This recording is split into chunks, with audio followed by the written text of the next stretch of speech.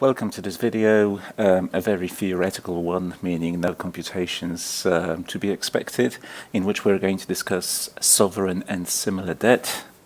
This phrase similar, or this word similar, here is my own invention. Your book describes this, or your curriculum describes it slightly differently, to talk about non-sovereign debt, which is at the same time not corporate debt.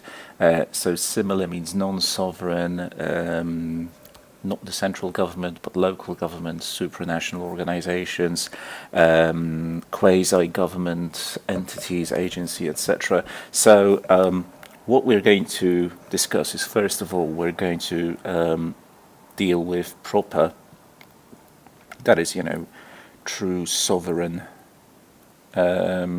governments acting as issuers of bonds. That will take up the majority of the video. Governments have the right to tax, to impose tax on individuals, on corporations, obviously within their own jurisdiction. And here we're talking about the federal or central government, whereas, let's do this on the right over here, you will also have non-sovereign governments or local government. And you may indeed even live in a country where there's a lot of very strong local government that may do its own taxation at its own sort of local level. You may have institutions and agencies that are quasi-government, so with features and backing similar to that enjoyed by the government, as well as supranational organizations that we'll talk about as well. And, for them, whereas if it's the central government issuing bonds, the source of repayment is going to be income taxes from individuals and from corporations. In the case of the issuer is listed on the right-hand side here, you're typically going to see, well, in the case of local government, local taxes. I'm sure you pay some local taxes as well, irrespective of where you come from. Quasi-government organizations may generate, agencies may generate some level of income, which will allow them to make payments on bonds. Sometimes it's fee-based revenue because you have to pay to use maybe a bridge or a highway or a tunnel that is managed by a local authority. So lots of different sources which may be used to repay, make payments on bonds. Okay, let's focus on sovereign bonds. As I said, or sovereign debt. This will make up the brunt of this video. So, everybody kind of probably expects, this video doesn't really introduce anything excitingly difficult or enlightening. It's more a recap of stuff that you probably know just by virtue of being interested in finance. So sovereign debt is typically used to fund public goods and public services, so of course things like schools, hospitals, etc. And the sources of repayment over here are going to be taxes, obviously those charged at the federal level. Also, remember that in many countries, the government is in control or is the owner of certain government-owned companies or state-owned businesses, and those state-owned businesses generate cash flows to the government in the form of dividends paid. So cash flows from government or state-owned, government-owned enterprises, companies, and the size of that sector, state-owned sector, varies from country to country, as well as various fees. We call them usage fees, which may be charged for using certain services by the public. Now, one of the issues we're going to have when analyzing sovereign issuers is the lack of standardized accounting standards for them. So lack of standardized, I guess, not just accounting, but standardized financial reporting rules. The rules under which countries show their financial data at the country level, government level, vary from country to country very often. Unlike with IFRS or US GAAP or any other sort of external financial reporting used by a set of standards used by companies, this the reporting rules for used by sovereigns or governments is going to be based more on cash, typically based on the cash inflows and outflows rather than accruals concept, where it doesn't really matter, as you may recall from studies of financial reporting. It doesn't matter under the accruals concept whether you've received the cash or paid the cash. You have to allocate certain elements of income or expense to the relevant periods based on when certain events and transactions happen, not when the cash flow consequences of those transactions or events take place, rather than the accruals concept. And just be aware of the fact that, under sort of governmental or state reporting, you'll typically not see things like amortization or depreciation being calculated. That's a very sort of accruals-based concept, which has nothing to do with the flow of cash. You will also not see some of the obligations which accrue on the balance sheet of a company, like pension obligations, which go way out into the future. Here, you will hardly see those obligations. So there is let me just say that reading financial data on the health or state of the government may be tricky for analysts. Okay. Sovereign issuers, so basically countries issuing debt, issuing bonds, are typically split into two subgroups, typically split into developed market issuers and emerging market issuers. So we're going to tackle the first over here, then I will make space below for emerging market issuers. So DM, or developed market issuers. And you need to know some of the characteristics, some of the questions, end of chapter questions on this, or or questions, knowledge check questions in the reading, pick on little details from the text. So whilst a lot of this makes sense, I think, once you watch this video, you should be okay to answer any theoretical questions on the topic. There will be no numerical questions, by the way. So most of this makes common sense.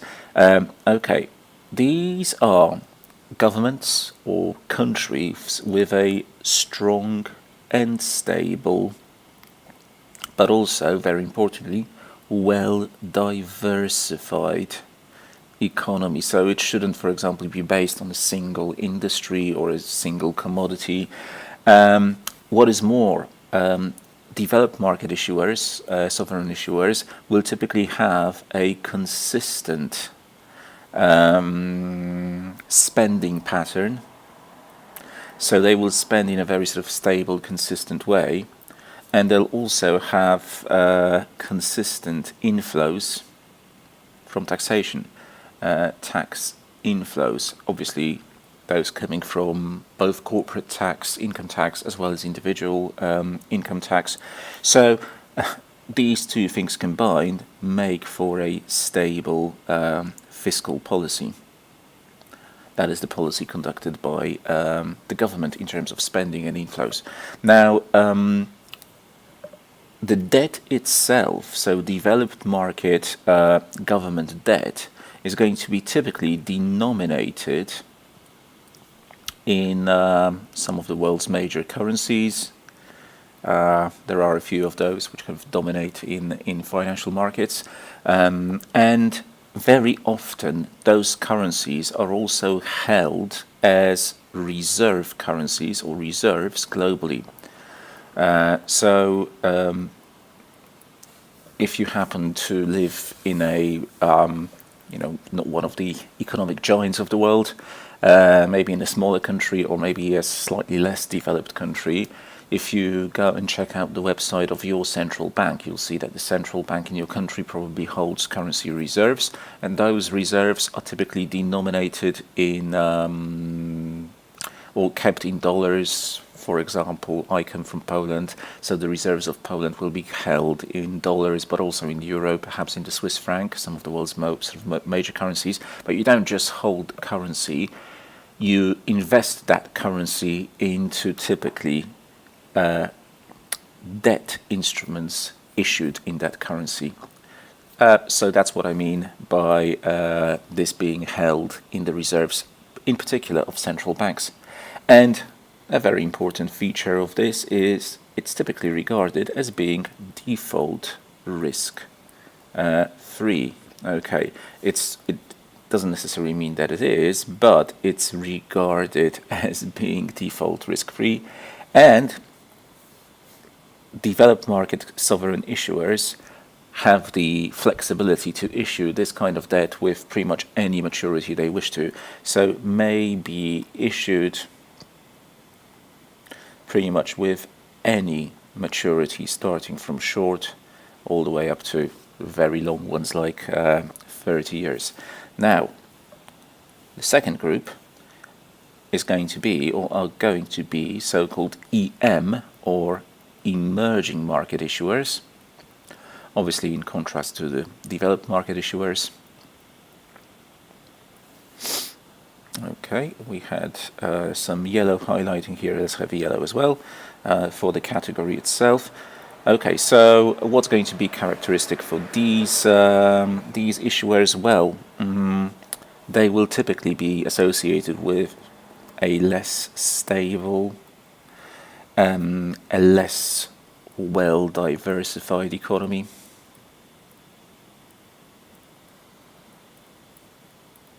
Often that economy will be dependent on a single industry or in a couple of industries. It may be dependent on a certain commodity which the country is rich in. And very often that also brings about a lot of state-owned companies that dominate in that that single industry or those commodity markets.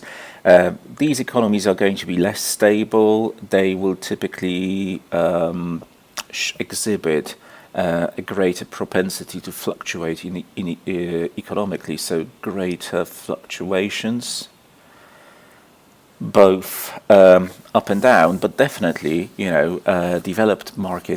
developing economies or emerging market economies will be associated with the perspective of higher growth. So that's on the on the positive side of all this, but higher growth also because you're starting from what is in fact a lower base. Now, when governments issue debt securities, right, they do it for a purpose, and in this case the government priority, or the priority of the government, will typically be associated with economic and social growth, expansion, improvement. So a lot of the borrowing will be used to make investments to expand the economy, but also, quite naturally, the social infrastructure of the country. Roads, hospitals, schools, etc., right? All of those are elements of social infrastructure. And because the investments that such a country wants to undertake, typically far outstrip the tax income that the government generates, there is that need for external funding in the form of bonds being issued. Okay, so how are those bonds in fact issued? Let me tackle this down here. The bonds issued by those emerging market governments may be dominated in two different ways in terms of currencies. So they are often denominated in the domestic country, this domestic currency of that country. So in the domestic currency. However, a lot of the time what you'll see is that currency is going to be actually restricted, meaning there's going to be very little possibility to convert that currency into something more global or major, like dollars, euros, Swiss francs, etc., or there will be limited conversion or restricted conversion potential. And of course, if that's the case, if a country wishes to do this, that will very much limit. So this naturally limits the amount of foreign investment that such an opportunity may attract. If you're an investor normally used to holding dollars, it would be difficult for you to get into this and then get out of it and convert into your own sort of more conventional currency. So the split is as follows: EM, or emerging market issuers, may in fact issue, and here let's diverge and show two different possibilities. Domestic debt. This domestic debt is going to be denominated in the domestic currency,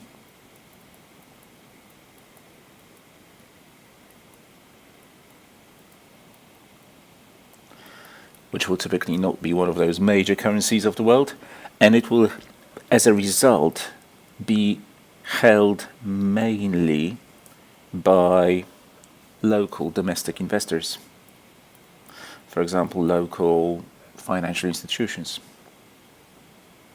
On the other hand, you may also issue what's known as external debt. This will be targeted at foreign investors, so held by foreign investors. And even though your book says it is typically issued in a foreign currency, like the dollar or the euro, that doesn't have to be the case. Or it could be issued or in the domestic currency. And actually one of the knowledge check questions checks that that it can also be issued in the domestic currency just as well, denominated in the domestic currency. The problem is, if you start issuing a lot of bonds so as to attract foreign investors, and you issue them and denominate them in a foreign currency, then the government must also be able to repay that debt, make payments on it, and that means you're going to have the ability to generate inflows in that foreign currency, generate revenue to meet payments, maybe by selling commodities. I don't know, some countries even in a way export workers abroad just to generate dollar inflows or euro inflows. Right. Anyway, so this creates a risk. I wanted to do a nice little arrow here, just to say that this creates the issue that the government absolutely must generate foreign currency revenue to meet debt payments, be they interest or principal, etc. Right? If you've been observing the situation recently, I'm recording this video in 2024, mid-2024, but not so long ago we had defaults on Russian government debt simply because Russia was cut off from the dollar market and wasn't able to make payments on their dollar-denominated bonds. Simply, you can't just manufacture dollars, you have to get them from somewhere. Okay, now another important topic here is the level. And we're going to move on to the composition of that sovereign debt. Let's start with level of sovereign debt. So how much debt do we actually want? How many what's the volume of bonds that we want to issue? And there are no sort of brilliant insights into here. They just say in your curriculum, this depends very much on the fiscal policy followed by the government. Right, some governments fall more into debt, others less, and it's all a function of the budget deficit. So, by how much are your outflows from the budget spending? Are they covered or not covered by tax inflows? If you're running a budget deficit because you are spending more than you earn, then obviously that will mean more borrowing. It's kind of very obvious, kind of primary school level stuff, or maybe secondary school level stuff, not necessarily CFA. However, if you're running a budget surplus, meaning your tax revenue is higher than what you spend, well, you can not borrow or reduce your borrowing, because you probably borrowed in the past when you were growing, expanding and spending more, so you can start reducing your borrowing. But it very much depends on the politicians who are running fiscal policy. Now, something I guess a little bit more interesting is the actual composition of the government debt in terms of its term structure. What kinds of bonds are we issuing, that kind of thing. And this is a function of what's officially known as government debt management. The decisions concerning what kinds of debt securities to issue, short-term, long-term, and so on. Now, governments typically issue a variety of debt securities, starting with the very short ones or short-term ones. So short-term government debt will typically mean it's anywhere between 1 to 12 months. So very much sort of money market securities. And we call these, in most countries, we call them treasury bills. They're issued by the government. They're called treasury bills. Bills means short-term securities issued by the government with a maximum tenor or maturity of 12 months. They are almost, everywhere that I know, they're issued with a zero coupon, so they don't pay any interest. And the way to earn money on them is to basically buy them at a discounted price relative to par value. So you buy them for a lower amount than you would than the amount the government promises to give you back at the end of the instrument's life. So you buy them at a discount, and you earn a yield, which is a function of how cheap you manage to buy this thing relative to what it's going to give you at the end of its life. Now, the obviously other type of debt, this was short term. Well, we also have medium term and long term government debt. Medium term instruments, so things like 2-year, 5-year, typically 10-year debt securities, we typically call those treasury notes if they're issued by the government, whereas long term instruments like 20-year or 30-year are going to be called treasury bonds. And some of the typical features for at least developed market government issues is that they will typically come with a fixed coupon. Fixed coupon. They will be denominated in the domestic currency,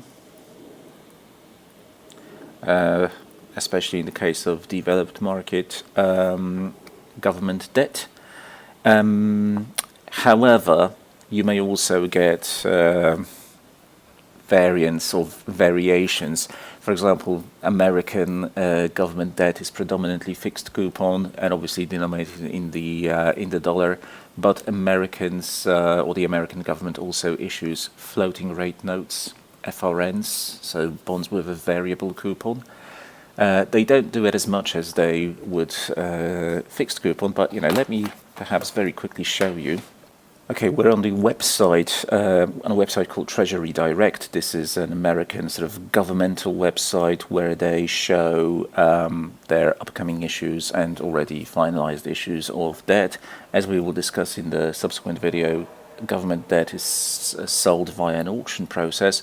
So if you just look at some upcoming auctions, upcoming sales of government debt, you'll see American government, you'll see quite a lot of bills with different tenors or maturities, but measured in days or weeks, notes, medium-term instruments. There are no bonds scheduled right now, but look, as a separate category, we've got something called TIPS. TIPS stands for Treasury Inflation Protected Securities, meaning bonds which are linked to inflation. And also, as a separate, completely separate category, we've got FRNs, which upcoming is an auction for floating rate notes, variable coupon instruments, meaning that everything up there was fixed coupon or zero coupon, whereas FRNs is a separate category. So don't take it for granted that governments only issue fixed coupon instruments. They may issue instruments tied to inflation or variable coupon instruments. They may go outside of their domestic currency and issue bonds in a different currency as well. This is, however, the sort of the standard. Okay, now another, I guess, important point is that aside from the government issuing its own debt, governments may also issue, or may also, guarantee the debt issued by other entities, other issuers.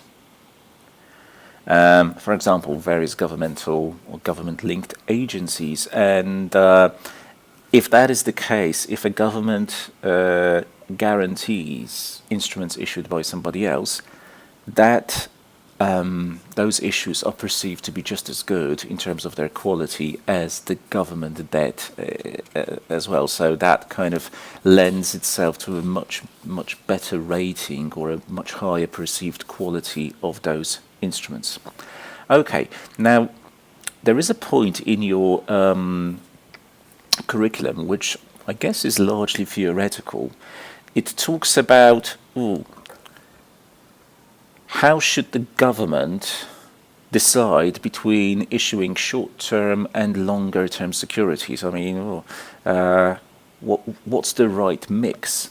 And this discussion is posed or phrased in terms very similar to the Modigliani-Miller propositions concerning the optimal capital structure. Should you have more debt or more equity? And obviously the answer is always, it depends realistically. But as you may know from studies of corporate issuers or corporate finance, from those Modigliani-Miller propositions, if you wouldn't consider taxes, then and default probabilities and the cost of going into bankruptcy, etc., then there is a proposition that we should be indifferent to capital structure, which is a very theoretical construct. Now, there's an argument that you may need to know for the exam. I'm not sure if you will, but it's explored in your book. It's called Ricardian, from the economist David Ricardo, Ricardian equivalence. And the argument is, of course, a little bit more complicated than what I'm going to say here, but it goes as follows. And I don't want to, spend too much time on it because I don't think it's worth it. So, a government must decide how to manage its fiscal policy, and basically, it's a question of how do you fund a budget deficit potentially, right? If you want to spend more than the amount of money you are receiving from taxes, and the trade-off is between let's fund this by issuing more debt. So let's pose the question here: how to deal with a budget deficit, i.e. you spend more than you earn. You either borrow, so take on debt, or actually increase taxes. And by increasing taxes, you get rid of the deficit because you've got more inflows. Obviously, leaving aside the question whether higher taxes will not lead to a drop in economic activity and will actually be detrimental to growth, etc. And you may not have ultimately more tax inflows than you would. So, however, but if you fund the deficit with debt, that deficit will have to be, that debt will have to be paid off in the future. So will need to be repaid in the future. So actually, in order to do that, it will mean more taxes, but not right now. In the future, you're sort of delaying the problem and just kicking the proverbial can down the road instead of fixing the problem right here, right now. And Ricardian equivalence suggests that people, when they look at this rationale, they go, well, right, even if we borrow more right now, we'll have to suffer higher taxes in the future, so we might just as well increase taxes right now. It's pretty much the same thing. Hence, equivalence. We shouldn't care about that. About those choices, potentially. This is unrealistic, and it rests on a lot of sort of very restrictive assumptions, such as people today really care whether their children will be suffering higher taxes or not. A lot of people don't care. We don't have this intergenerational altruism, as it is called in your curriculum. In reality, people want to pay less taxes today, even if that means debt being piled on that will have to be serviced by future generations. That's kind of the reality of it. So just know that such an argument exists, and make of it whatever you wish. Right? I don't think this Ricardian equivalence is a very theoretical construct, kind of to entertain in your thoughts, but. In reality, coming back to Earth, governments realistically, especially developed market governments, issue debt, bonds, and other notes and bills across the absolutely entire whole maturity spectrum. So they go both for short-term debt, long-term debt, and they do issue debt. Even though short-term debt typically is the cheapest option, and long-term debt costs more because the yield you have to offer to investors for holding and buying long-term debt is typically higher than that associated with short-term debt, you still get a nice range, a nice mix, like we potentially saw over here with the American government they're gearing themselves up to issue both notes as well as those short-term bills. Okay, there are no bonds being issued or planned to be issued right now, but it doesn't mean there won't be some if we were to come back to this website the next day. Why do governments issue short-term debt? Well, short-term debt is very liquid. So investors, when buying this kind of security, know they'll be able to sell it extremely quickly and without too much costs. And of course, the yield on this stuff, yields on short-term debt, are lower than on longer-term debt, at least under normal market conditions. And I've said in a couple of videos thus far that normal market conditions means a rising yield curve where you simply have to pay more to lenders if you want to borrow money for a longer period of time. Now, if you wanted to focus on minimizing your borrowing costs, you should probably borrow as much as possible, using short-term debt instruments, because short-term debt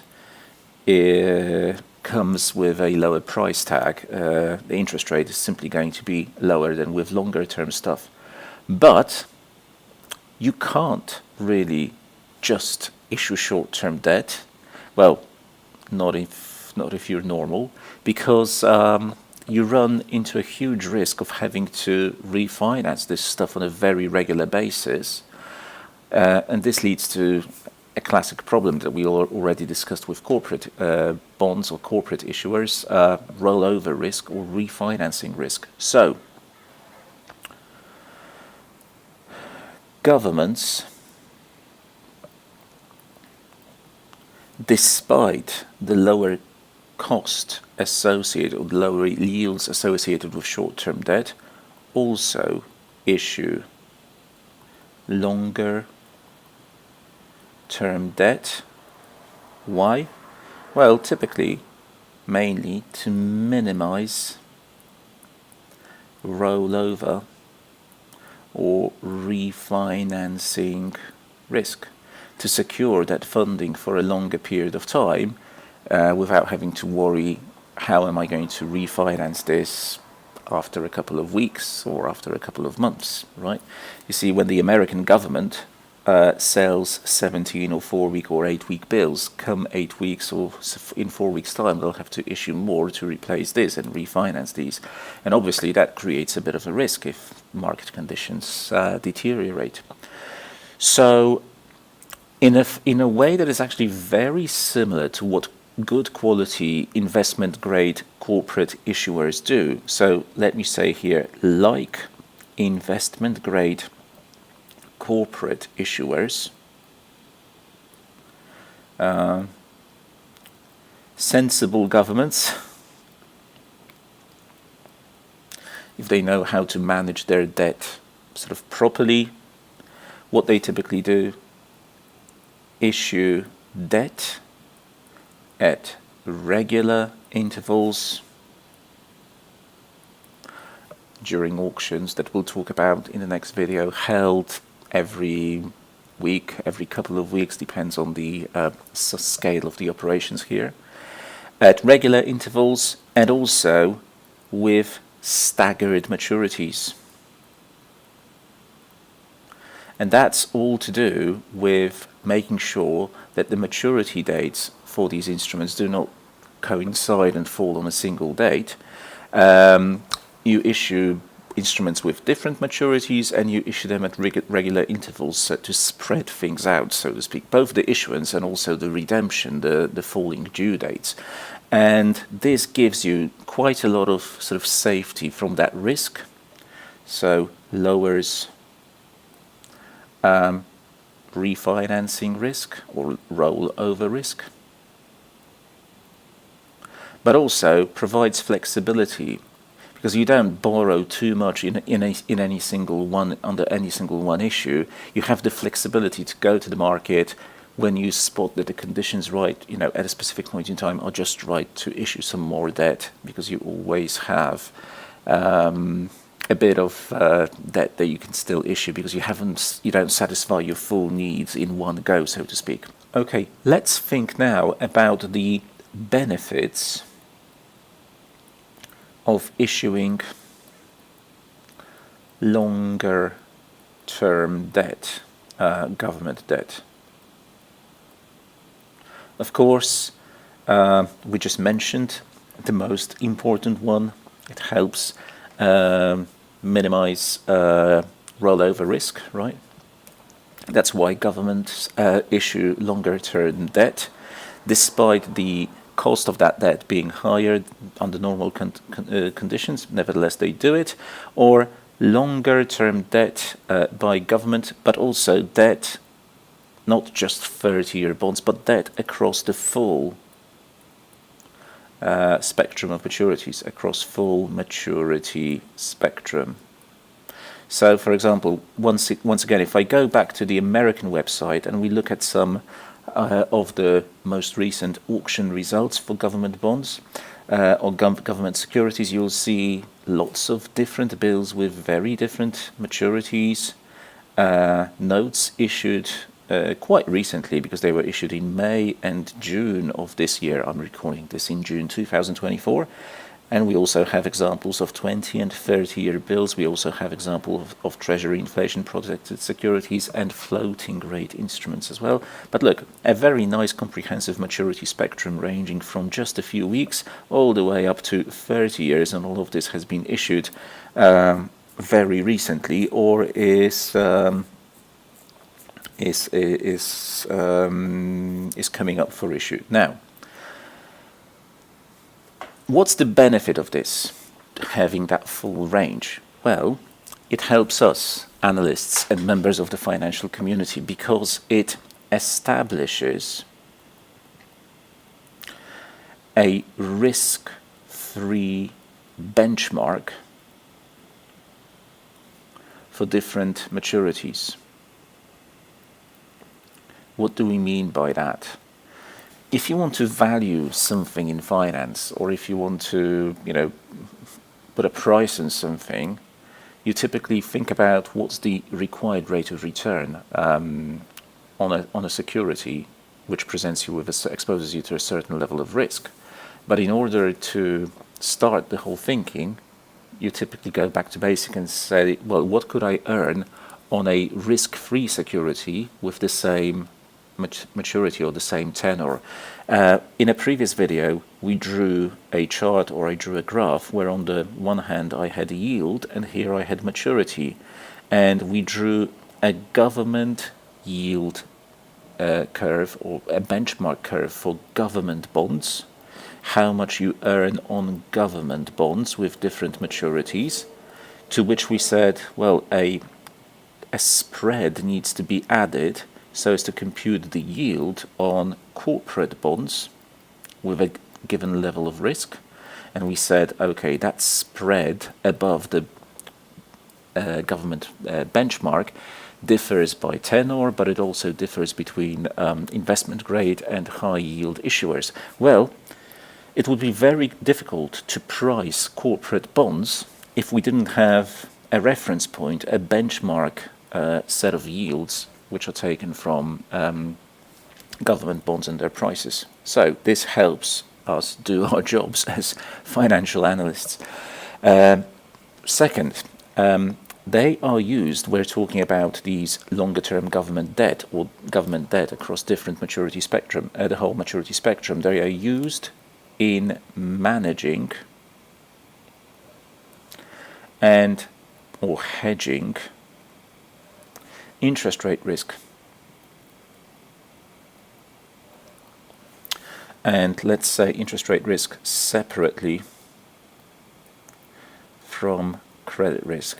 As you will learn in an upcoming video, and perhaps you already know this, fixed coupon bonds will change their value in response to what's happening to interest rates. So you can use them as instruments that can allow you to either profit from or protect yourself against interest rate changes, because bonds change their value as well. However, if you used corporate bonds, a corporate bond changes its value due to more than one factor. There is the interest rate element, but there's also the credit risk associated with a corporate issuer. With a good quality government issuer, you're pretty much left with interest rate risk only. So you isolate the risk, which wouldn't necessarily be possible without the use of derivatives in the case of corporate bonds. Right, okay. That's another argument.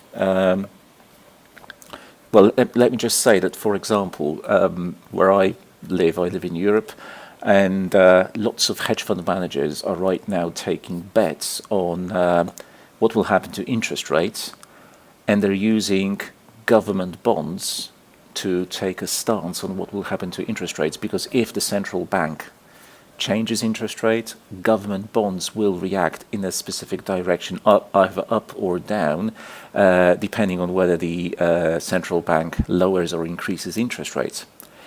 If you used corporate bonds to try and achieve the same effect, it would probably work as well, but with corporate bonds you get an additional component of the valuation, which is the credit risk of the issuer.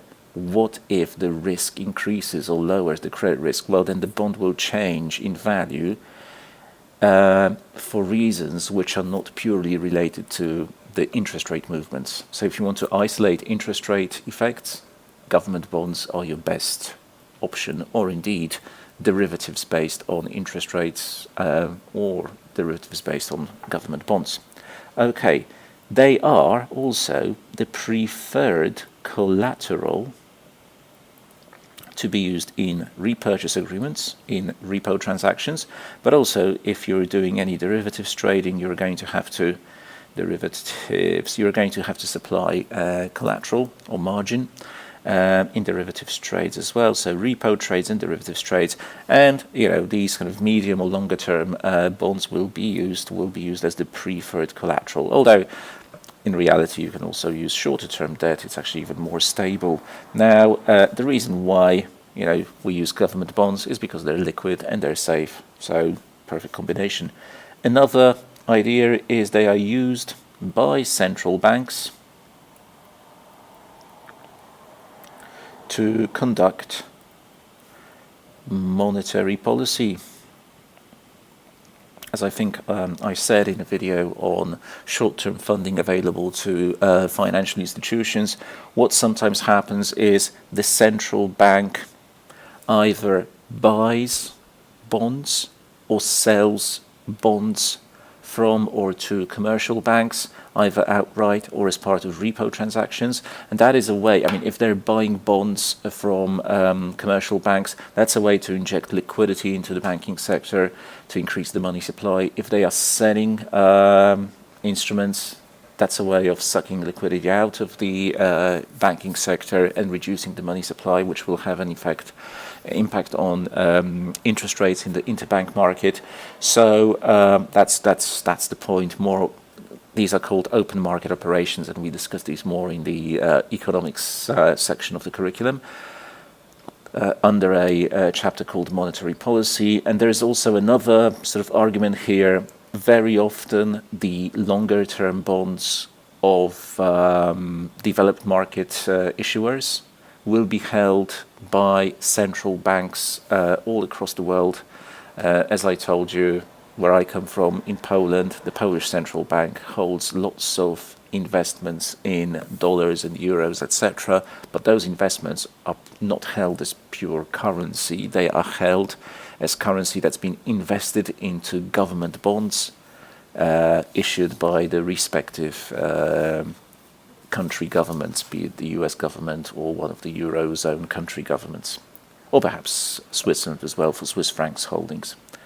Right, okay, enough about those benefits.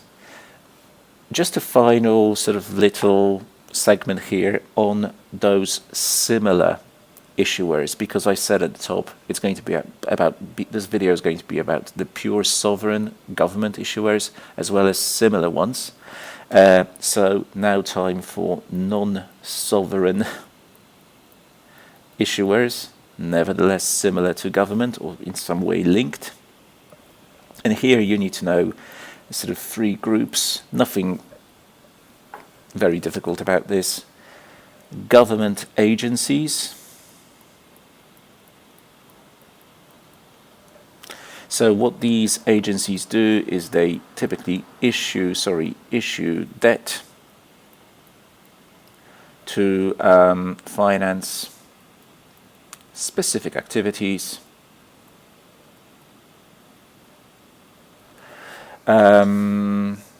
which are promoted by the government.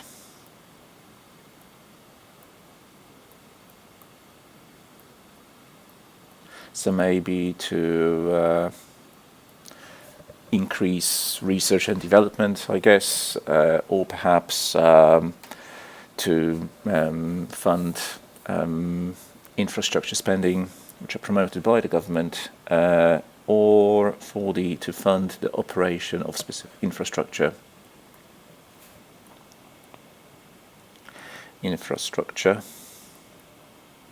Roads, highways, airports. Examples of this given in your book is for example, the Airport Authority of Hong Kong, or in America, something called Ginnie Mae, the Government National Mortgage Association. I'm not going to write this down because you're not necessarily going to be tested on specific names, but Ginnie Mae is one of those institutions which is supposed to promote sort of the growth in the mortgage market, and they do so by issuing mortgage-backed securities. So what these agencies will do in order to fund the projects or fund the activities which they are supposed to promote, they will issue debt, but the debt issued will typically has maturities and structures that fit the cash flow pattern from those activities. Cash inflow patterns associated with those above activities. So if you're going to fund mortgage loans, you need to make the repayments on the bonds also coincide with how people repay their mortgages. This is something we talk about when we get to the section within fixed income on mortgage-backed securities. If you're going to fund airport operations, well, once again, how does an airport generate cash inflows? You have to issue bonds that in some way mimic this. One thing to mention is because these agencies are going to be absolutely government-backed, and will typically enjoy the guarantee of a government, they will issue debt at yields close to how the sovereign government issues, so at very low cost typically. However, the liquidity of these bonds will not be as high as the pure government bonds, so the yield will be a little bit higher due to lower liquidity, nevertheless quite similar in terms of the level, or relatively similar to the way in which the government issues, or the cost at which the government issues as well. Okay, the next one here is going to be local and regional governments. Also pretty heavy issuers of debt in most countries. The bonds which they, or the debt which they issue, typically gets repaid from local taxes. Lots of local authorities have the ability to levy taxes, local taxes, or potentially from cash flows from specific local projects. Okay, so the first type, where we have repayment coming from local taxes, and this I think lends itself perfectly to a nice little theoretical question. We're going to call these GO bonds, which stands for general obligation bonds. well, I'm not going to write bonds because well, let me do it. General obligation bonds, and they are sort of your general purpose. You can use the money from them, the funding from them to used to fund generally public goods and services, and they will be, they will be repaid using local tax revenue. However, the second type is going to be repaid using cash flows from specific local projects, and we will call these typically, I should have changed pen. We will call these revenue bonds, simply because they get repaid using revenue from a specific project. So they are issued, apologies for that, issued to fund specific projects, very often infrastructural projects. Maybe you want to do a sports center, build a sports center locally in a city, right? Or at some level, local government level, a swimming pool, the entire complex. And in order to raise money for that, you'll issue bonds, and you will very often repay the bonds using revenue from the project's operation.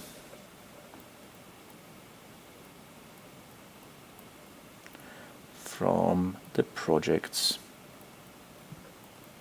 So obviously from the revenue you get from selling tickets to the sports center, or maybe you will use it to hold concerts, cultural events, which once again will be ticketed, and that's a typical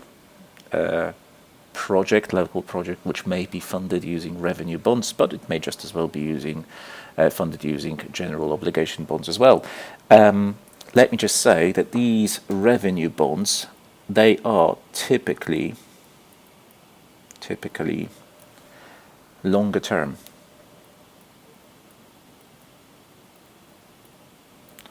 Because their term will most likely match the expected life of the project cash flows.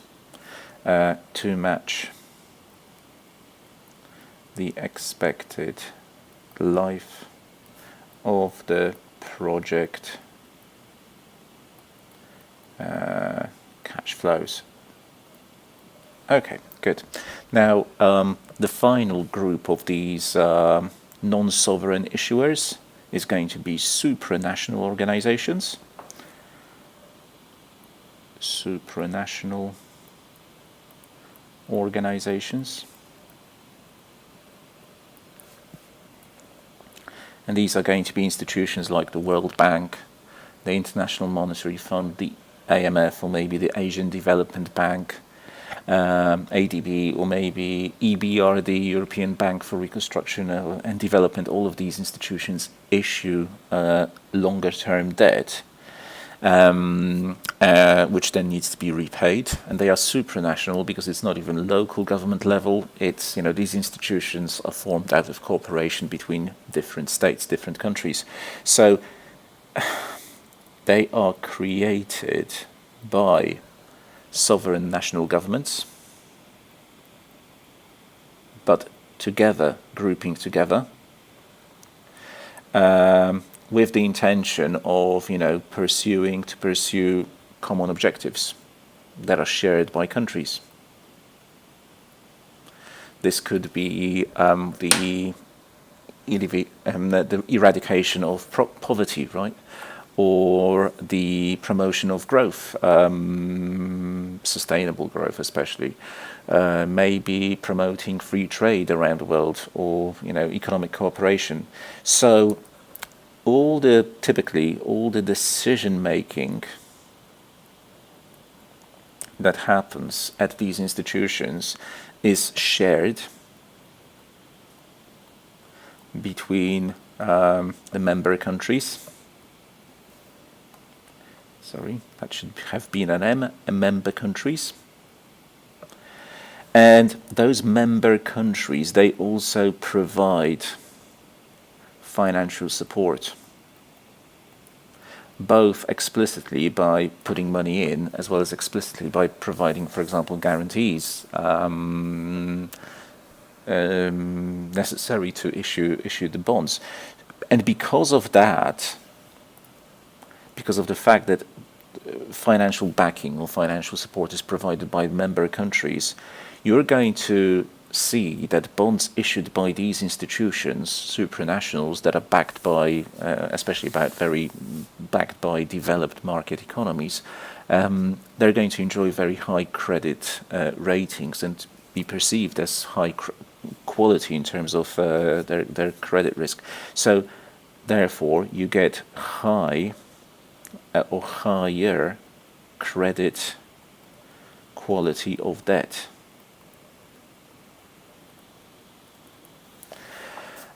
Even though the money raised from the debt is often used to fund projects in the emerging market countries, if it were emerging market countries that tried to issue the debt themselves, they would never be able to do it at such low yields or at low costs as those supranational organizations do. So the supranational organizations borrow the money, invest in projects maybe in emerging countries, and because they borrow at this supranational level, enjoying the backing of strong economies who are members of that institution, that organization, the cost is relatively low. Okay.